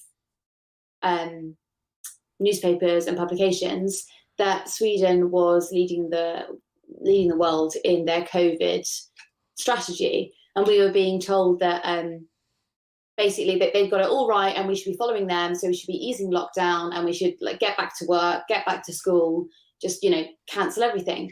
And then about 3 weeks later, it came out that actually Sweden was really suffering in terms of like their care homes, which was the same issue we'd had back in April, May, where a lot of people had died unnecessarily due to a lack of PPE, due to a lack of COVID prevention, all the same symptoms, basically. Personal protective equipment. Oh, okay. But Wayne and I were talking the other day, and we can't quite understand why Sweden was upheld as the sort of utopia that was dealing with it so well. So maybe if you could explain what's going on, what is actually going on, rather than the propaganda that we're hearing, that would be quite interesting. Now sirens straight away. Sirens, Yeah. we all getting it. I am in Hackney. I'm in Hackney. What do you So no, but it's kind of hard for me because I live in Sweden. I'm not Swedish. I'm Norwegian, living in Sweden, and I have never agreed with the strategy that Sweden has had, and I've been very vocal about that. I think that Sweden has botched this up because we've been following the EU's pandemic plan signed in 1994. There was a pandemic plan signed by the EU, which how we were supposed to handle a pandemic, and Sweden's been following that. The case is that Corona doesn't follow any of the virus rules. It doesn't follow any of the rules of viruses that we've had earlier and pandemics that we had earlier. So you sort of have to align that. And when we talk about these things, then we also have to see to social structures, and we have to see to economy and family structures. So the only countries that we really can equate Sweden to is Finland, Denmark, Norway, and maybe Iceland. But Iceland has a very, very small population, so it's not, the data there is sort of it's kind of corrupted by the fact that you only have 300,000 people. So if just 2 people get it, you got like 1.5 per 100,000, right? So it's a bit obstructed that way. The thing is that Sweden's been going on the herd immunity theory, which is not really a theory, but we also have to take into consideration that we had a fucking virus expert on, and there has never been a disease, a virus that has been eradicated by herd immunity without an actual vaccine. Sweden just kept on going, and they gave advice. They didn't give you rules or regulations that you have to follow and that would have real consequences for you. What they did was that they gave you recommendations what to do. But this is like fucking telling people that you can't do more than 70 miles per hour on the A1. And then say, if you do 110, it doesn't really matter. But we recommend you only do 70. No, we have fucking speed limits, and you have to be fined if you break the speed limit for a reason. It needs to have a consequence. And that's what's been going on over here. So when we look at the social structure, we have Norway, who has half the population of Norway. It's about 5 million. Sweden has about 10. 6,000 deaths in Sweden. We have 300 in Norway. Lockdown works, right? When you're talking about spread of the virus, right? You have you have evidence that it works. Denmark, a very small country compared to Norway, still 5 million people. You have, Copenhagen with 1 million people and all of that. 600 deaths. 1/10, right? And if we take into consideration the discrepancy between the actual population numbers, 5 to 10 million, they are still at 1,200, and Sweden's at 6,000. That is 5 times as many people died in Sweden. And then we say Sweden's fucking working? No, it doesn't. And of course, 20th of November, all of a sudden we have a new law that says that police can go in and disband all public appearances which has more than 8 people in it.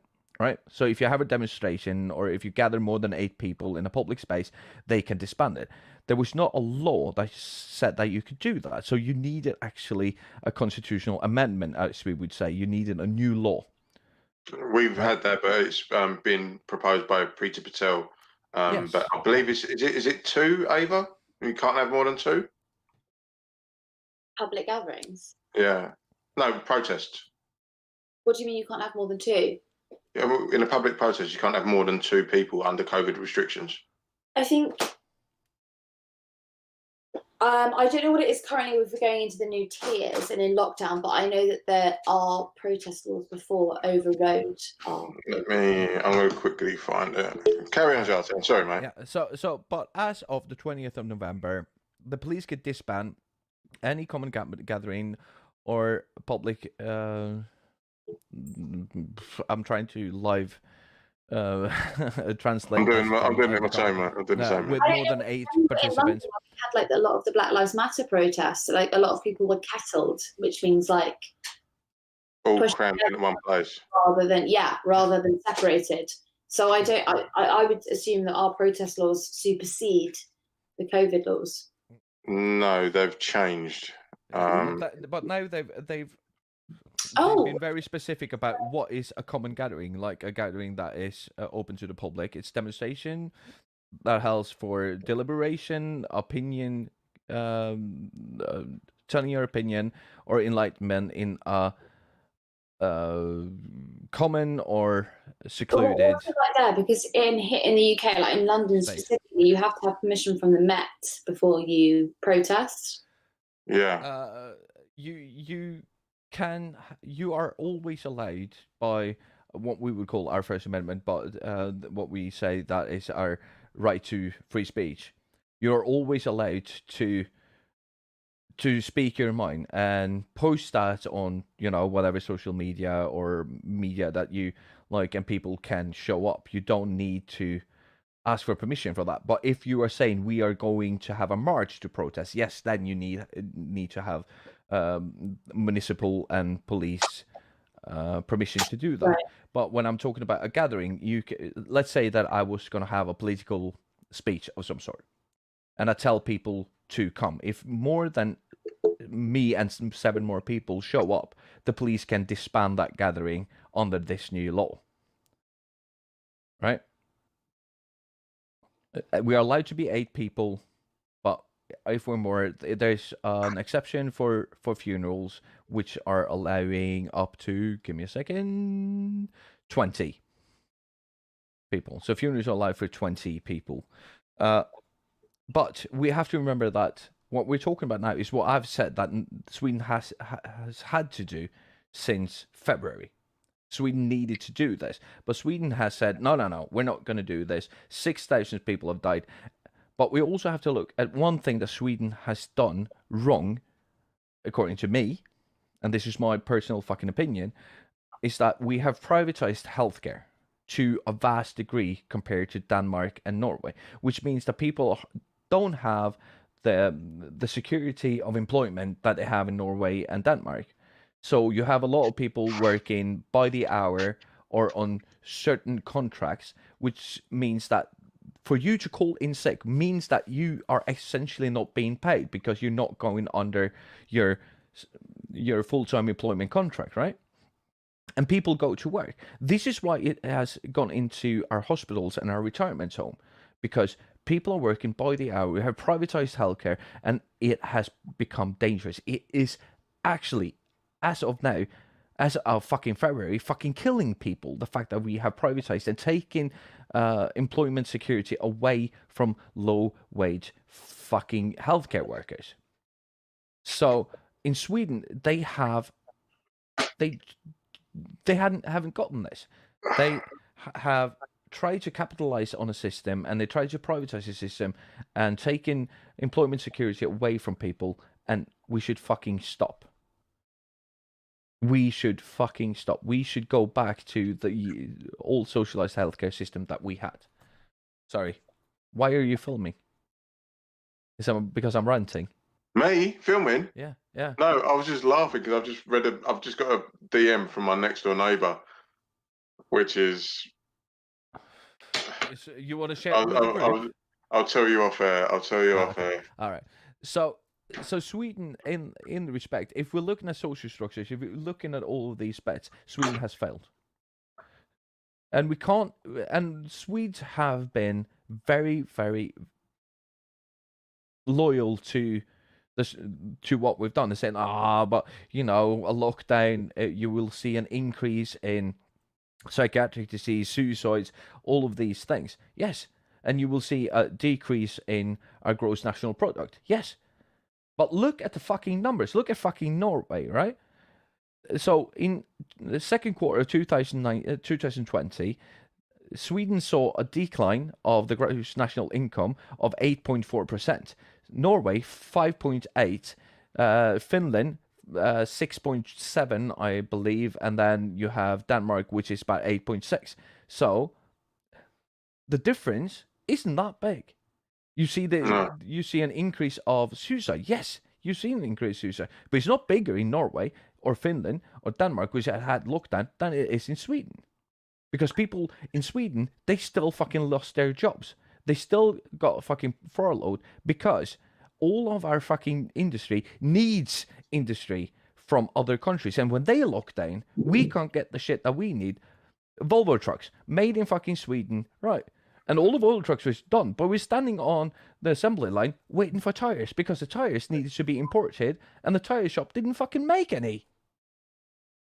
Zlatan, can you just reiterate? I'm going to write this down because I need to relay this. Can we look at the pen? Can we look at that pen for a moment? That is beautiful. Send me one of those. I need one of those. It's fine to be honest. What is the population of Sweden roughly? I think it's 9.8, but let's say 10 million. 9.8 million. I'm just using this as examples for when people. Population of London. Yeah. And what is the population of Norway? 5.2. 5.2. No, that's Denmark. I think Denmark. Norway is about 5, exactly 5. Right, so 5. So okay. So in those 3 countries, you're talking just under 20 million for 3 countries. Yeah. And yet these 3 countries are cited as the utopia of COVID. Yeah, in reality, how many deaths have you got in Sweden? 6,200 last time I checked. 6.2. Right, okay. And I think we're up to. Let me fact check myself. Yeah, fact check yourself. Oh no, I'm We're on 50. What's that? We're on 50, so. Yeah, 50,000. Yes, but if you look at population, if you look at per 100,000, right? Yeah, I get that. Yeah. Let me do. And this is the thing. You look how densely populated our cities are, and you look how sparsely populated Sweden is, and there are only 9.8 million people in the entire country, and the volume of the area that they have is ridiculous. Like Sweden's like 3 times Britain. But then I always think about, like, if I'm analysing things like this, I always think it's numbers like that. It's not my job because I've never worked in science. I've never worked in medicine. I don't really understand density. I can make assumptions. But actually what I do understand is narrative. And in terms of like narrative in the USA, I can totally understand why COVID's got out of control over there from having lived there and just understanding, their drive for laissez-faire politics and their drive, against McCarthyism has all basically, and then the rise of Trumpism, sorry to really bridge a gap there, but has led to this, she's not wrong. An anti-vaxxer narrative. Yeah. And in the UK, I can see how the Brexit narrative has led to us rejecting lockdown because we've been told that, come 2021, we're going to be sovereign, we're going to be in charge of our own selves, England's, for every Englishman, his house is his castle or whatever. So when we lock down, we instantly reject it. I don't really know the narrative in Sweden and whether that's got any relation. There is a big far right element in Sweden, isn't there? Yeah, there is, and basically the alt-right was born here. If you look at the history of it, a lot of it was. But before we get into that, I just have to tell you that per 100,000, you are actually better off than we are. We are 2,000. I did a thing. There you go. 2,340 people per 100,000, and you're at 2,300 dead. Where'd you ever hear that on the fucking radio? So Sweden is actually worse off infected, according The to death rate, the is lower. But the death rate in Sweden is lower than in Great Britain. So you're at 83.4 per 100,000, and fucking Sweden, which is not doing very But good. then I kind of agree with the early Conservative government approach in the UK, which was to not compare ourselves to Europe, purely off the basis that there's so many factors that that can affect that statistic. Sorry, 65.6. You think about places like London and Manchester and Liverpool, which are like really densely populated cities, compared to places like, Chicago is densely populated, but then you go out to the state of Illinois and it's completely sparse. So it would be facetious almost to compare. That's why I always did that caveat when I talked about this. We have to look at social structures. We have to look at population density, and when we look at those factors, we only to Sweden we only have actually 3 countries that we compare Sweden to, and it's Finland, it's Norway, and it's Denmark. Because they're comparative. But the problem we have here, because there's a narrative at play, people will use, and that's why I've specifically written down 9.8 million people, and look at the size of Sweden compared to the UK. You cannot compare and use it as, oh, look how good Sweden's doing. No, because as I say, I'm sitting here talking to you every single fucking week, and you're telling me the facts, right? Yeah.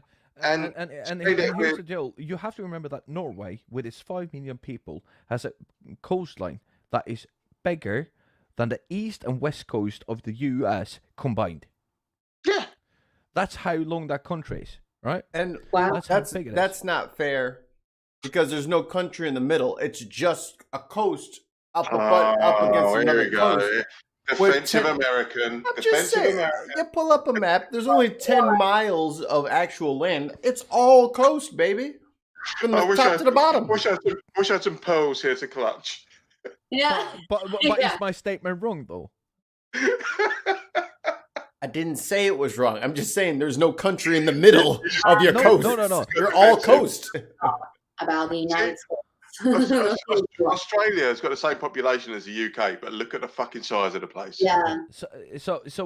And here I agree with the right wingers, Ava. We have to look at. No, I disagree. Sorry, I disagree with the right wingers. We have to look at social structures. We have to look at healthcare systems. We have to look at population density. We have to look at all of these things, and that's why I can never use Great Britain as a good comparison to Norway, Sweden, or Finland, because we are so sparsely populated. For fuck's sake, you got 11 million people just living. Well, 10.8 million people living just in London. That's Norway and Denmark combined. So Gustav in the chat says, side note in comparison, Sweden has 10 million people in population versus Japan, which is 3/4 in land size, with its 157 million. Yes. But you can't compare these. I don't want to sound, overly liberal, but I get lost on the whole. I think it's more to do with narrative than it is to do with density. Because in Japan, they've been wearing face masks for years, and they are far more hygienic than we are. Just gone full circle. So we have. Can we please not use the racist, horrible, fucking misogynistic country of Japan as a metric for anything? I don't agree with that. I don't. What? No, I don't agree with that. What are you saying right now? I'm stepping out of this one. Like, what do you even do? All right, we're not going to do this with Ava here because we don't want to besmirch her prestige with your ridiculous rantings. I'll yell at you after this. It's true. I think that there's a Western narrative that is. I'm trying to think of the right term for it, but it's got a gravity over here that just sort of like it's quite arrogance. It's an arrogance. It is, and I guess it goes back to exceptionalism, where when we're looking at we can get into the fact, like, you know, when we talk about places like China, right? So this story came out last week that was China was using North Korean workers to make a lot of the PPE that the UK and the USA are currently buying, which is totally illegal and it's modern day slavery. However, when you look back at the UK and you look at companies that we regularly use, like Amazon, or you look at DPD, actually arguably those are modern slavery as well. I You fucking know, hate DPD. if you want an emotive example of that, you could watch the Ken Loach film, which is based off of a driver who works for DPD, and he's like, you know, he ends up really at the end of his tether, you know, nearly ending his life at the end of that film. He's, you know, urinating in bottles because he doesn't have time to take a break. If the Western society is so superior, we shouldn't be in a place where people have to literally wee in bottles because they're not allowed a 5-minute break. That's They should. We means urinate. You should Sorry. only wee in bottles if you want to, not because you have to. right. But what I'm trying to argue about the narrative there is it's so easy to say to other, you know, the which is like to say, well, China and Japan, they're doing this, and it's a lot easier to displace that narrative over to them than it is to re-examine what we're doing over here and criticize, you know, companies that we enjoy. We enjoy DPD. We like the fact we can get things next day delivery, but we're not quite ready to examine, like, is that actually healthy or safe or conducive? Yeah. So, And I think the thing is, Ava, we've got a really good way of like doing this whilst doing this at the same time. You know, I don't need to see that over there. I'm just going to take this. And the film is called I, David Blake. So your homework for this week, Jartan and Mikey, is to watch I, David Blake. no, that's the one I mean is it's Sorry We Missed You, which is Ken Loach's later film, which is literally about the DPD driver. So a delivery. Yeah. Sorry, I missed you. Sorry, we missed you. And I, Daniel Blake. They're your homeworks for this week, gentlemen.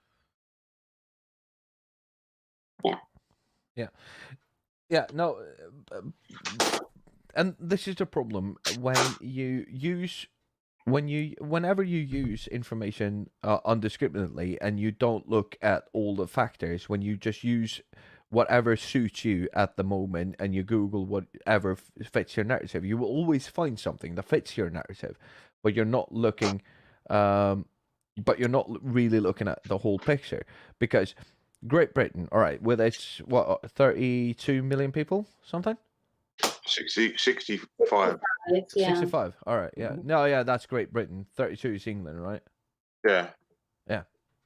So with your 65 million people, you can't really equate that to when you have a landmass of basically the ball of Norway.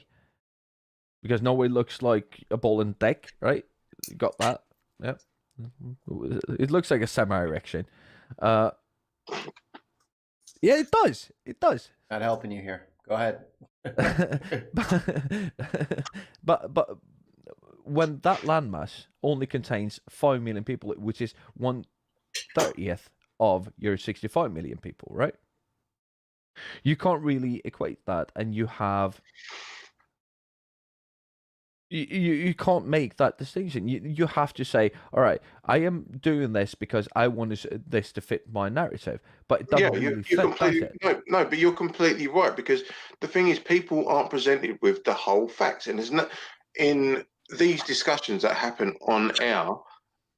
There's no pushback when it comes to people doing these comparisons, because normally, I'm not talking about certain shows, but on other shows, people have guests on that will make these comparisons, and the host will not push back with, "Oh, hang on a minute, you can't compare this because I've got this factor here that says that the comparison isn't true." Now, that works on certain shows that are not that are more sort of tabloid kind of leaning, because it's easy to get people outraged, and when you get people outraged, they don't think, they just react. Joe Rogan.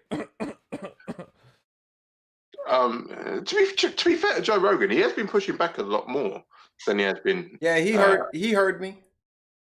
He heard me call his ass out for weeks. But the thing is, there are certain shows and certain publications that will allow it because it gets clicks, it gets money, and there are people like I'm going to call them out next. I don't give a fuck. They ain't going to get us demonetized. Have Because to we be. ain't monetized anyway. You have to get monetized first to get Yeah, demonetized. but there are people like Dave Rubin, who's your man, Tim Paul, Paul Joseph Watson, all these people that just use fear-based propaganda to get people angry, to get people upset, and then they supplant a narrative, and then these people, without knowing, now just follow this narrative because their core programming comes from fear. And when it comes from fear and not a place of logic, they will just run with it because you cannot argue someone out of a place that they have not been reasoned into. If they've been put there through fear-based propaganda, you can't reason them out of it. You can't, because you can give them facts, you can give them logic, you can give them notes, you can give them fucking documents. They'll dismiss it all as fake. So I don't believe that you're right on that, because yes, of course, you can dismiss these people and say, like, yeah, we can't save them, but at the same time, you have to. A lot of people have come out of this when the information flow is like it is right Okay, now. find me a Jehovah's Witness, right, and talk him into believing that there ain't a God. I can actually get a fucking former Jehovah's Witness to come on this show. Okay, to talk about it. and then statistically, show me how many you can do that to. No. But what you are saying is that you can't do any. And when I say yes, I can find you one right now that can come on the show, then you say, okay, give me statistics. Okay. No. Fair enough. You're right to fact check me on that. 100%. There are exceptions to that rule. I'm saying, yeah, I shouldn't have used an absolute. I apologise. That's on me. lazy journalism is what they call it. No, it's me being. No, Thank you, fucking Ava. give him some fucking props for doing what he's doing right now. I'm giving him props for that. Yeah. Other way. There you go. Yeah. I just got corona. I've just had a negative Right. test. Oh, then I'm It's good right, then. You're on with the dry cough. To be fair, Mikey, Me if too. it I was don't have English- any STDs. if it was English corona, you'd be dead right now. So anyway, I think I did nearly die. I know you did, and it was. Do you want to talk about it? Would you like me to talk about it? Yeah, derail these two knobs because they'll go on like this for You are hours. actually the first person that we've had on the show who has actually had corona. So yes, please do explain that to us. Tell us a bit about that. If you don't mind, I'm going to do this. No, not No. that. That's Okay. Mm. So This is I fucking screen.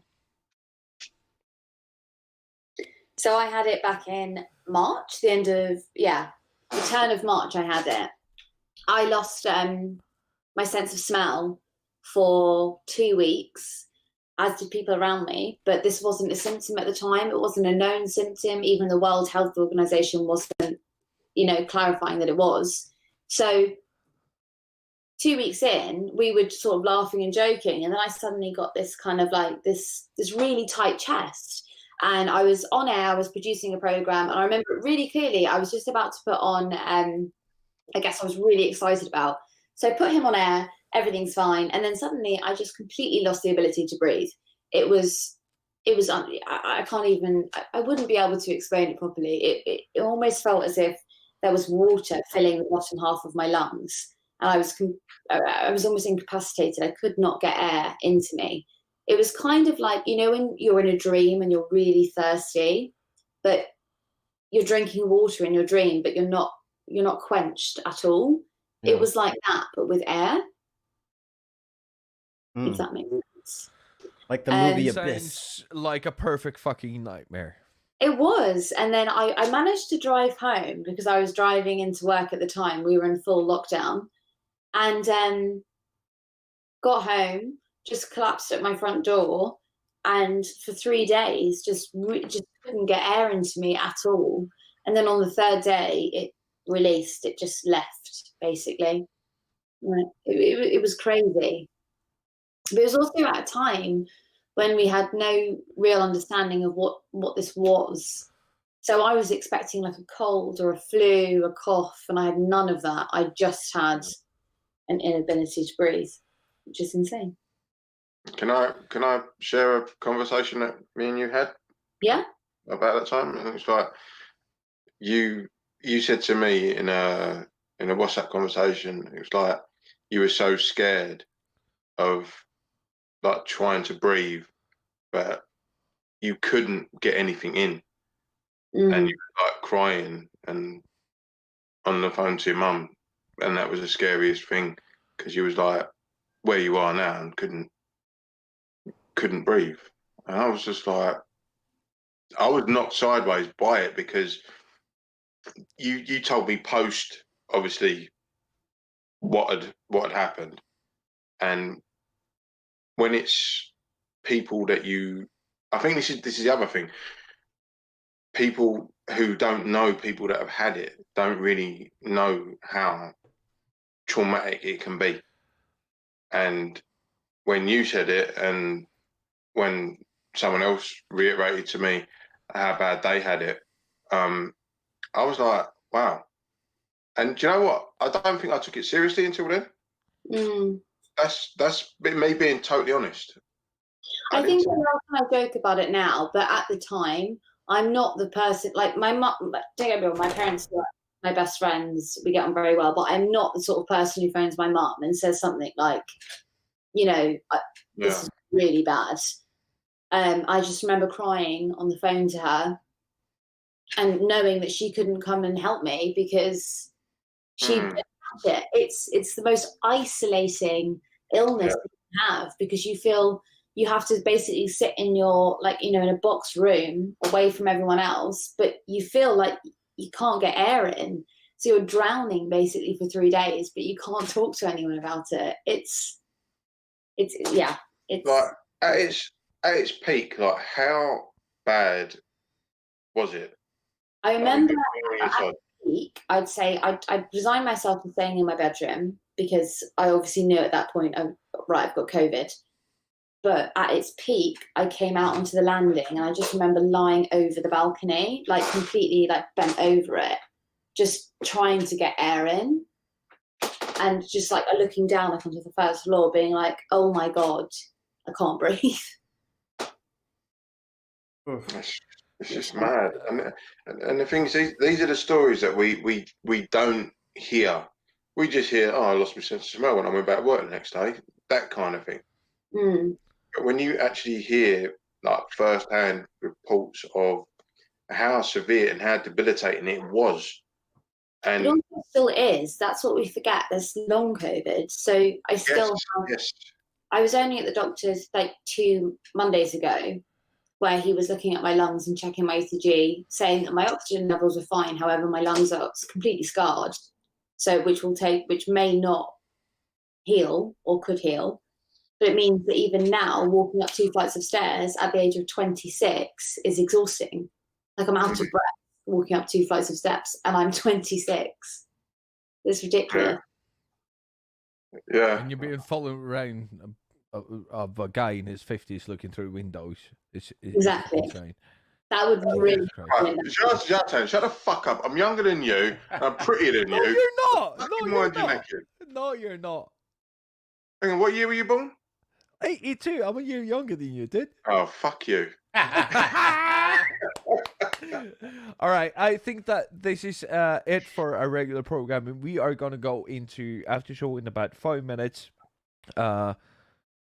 Ava, got nothing better to do? Please stay with us. We love talking to you, but we do have to end our regular programming because if we don't, I can't upload it to all of the RSS feeds that I need to upload it to. So we're going to end it right here. We're going to go into what I call final words. I'm going to go to Wayne first. What you got going on for the next week, dude? I'll get paid tomorrow, so I'm going to be like that. Look at this wank. No, I've got what he means is that he's got to PayPal me all the money that he needs to PayPal me. Pretty much. Yeah, okay. And buy the kids Christmas presents. Yeah. and then his spending spree is done. All right, Yeah. Mikey, what you going on for next week, dude? For the rest of tonight, I will be streaming. Oh. Because this is our Binsgiving episode. So if you have nowhere to go and nothing to do, you don't have to be alone on this holiday.